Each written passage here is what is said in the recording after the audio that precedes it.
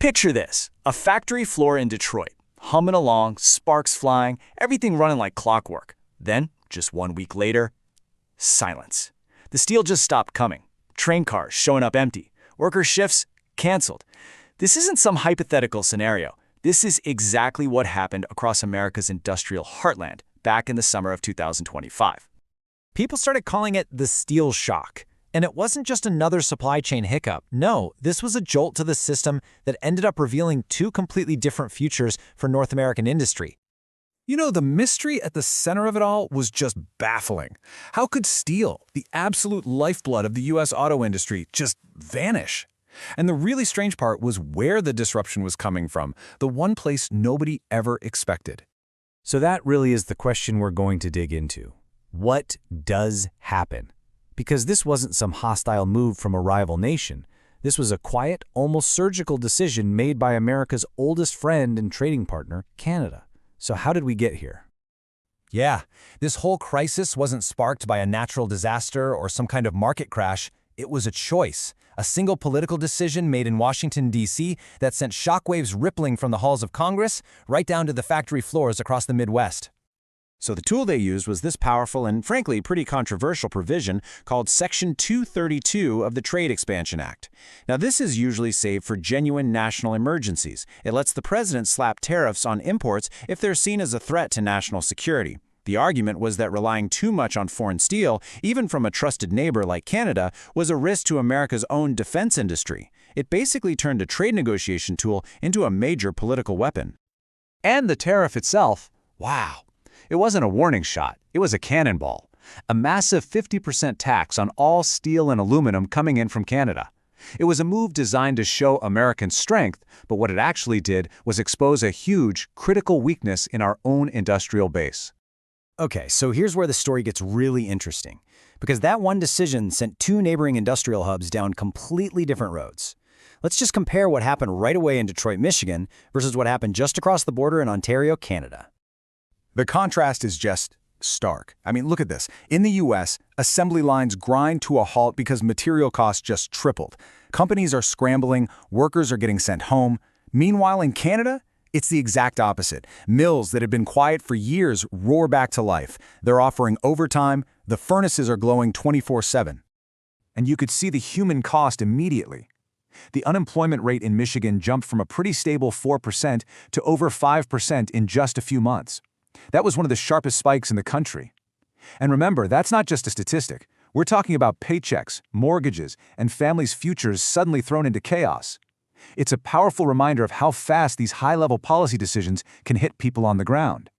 The financial hit for the big automakers was just massive. Ford, on its own, told its investors that production costs skyrocketed by $2.5 billion in just 6 months. And across the whole industry, raw material prices shot up, hitting their most profitable vehicles, the big pickup trucks, the hardest. So you've got this crazy situation where Detroit is dealing with a full-blown crisis, and at the exact same time, steel towns in Ontario are having a renaissance. The question on everyone's mind was, how? If Canada wasn't selling its steel to the US anymore, who was buying it? And how on earth did they manage to turn this trade shock into an industrial boom? This really gets to the heart of the whole story. It wasn't about luck. It was about two completely different strategies. You could call it force versus foresight. The U.S. chose force, using the tariff as a kind of blunt instrument. Canada chose foresight. See, Canada already had a plan in motion. They'd launched a billion-dollar fund, not to prop up old, failing plants, but to seriously upgrade them. They were laser-focused on new technology, on efficiency, and on making their steel cleaner and more competitive for the future. And the absolute key to their strategy was this idea of green steel. So instead of using old-school, coal-belching blast furnaces, Canada poured money into electric arc furnaces, powered by clean energy like hydro and wind. This move massively lowered the carbon footprint of every single ton of steel they made. And here is the masterstroke. This was the brilliant part.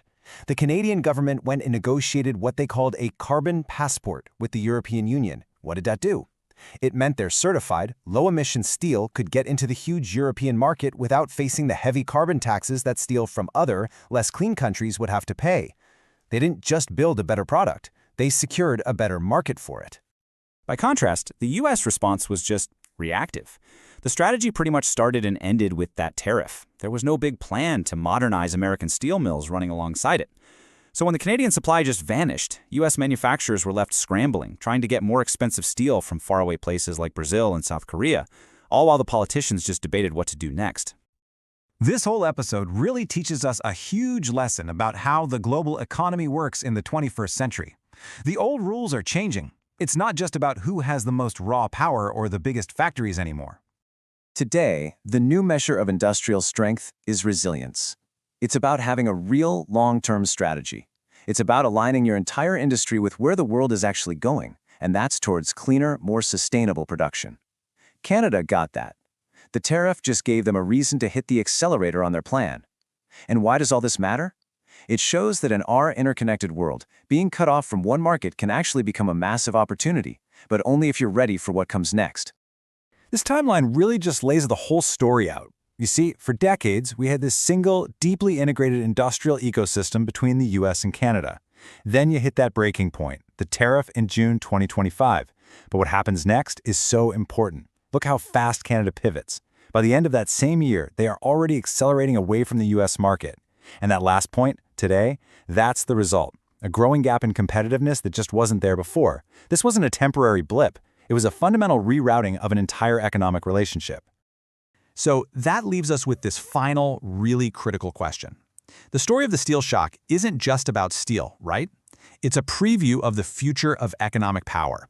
And it suggests that the countries who are going to lead in the future won't be the ones who just apply brute force. They'll be the ones who prepare, who adapt, and who build for the world that is actually coming. So force or foresight? That choice is going to define the next century of industry.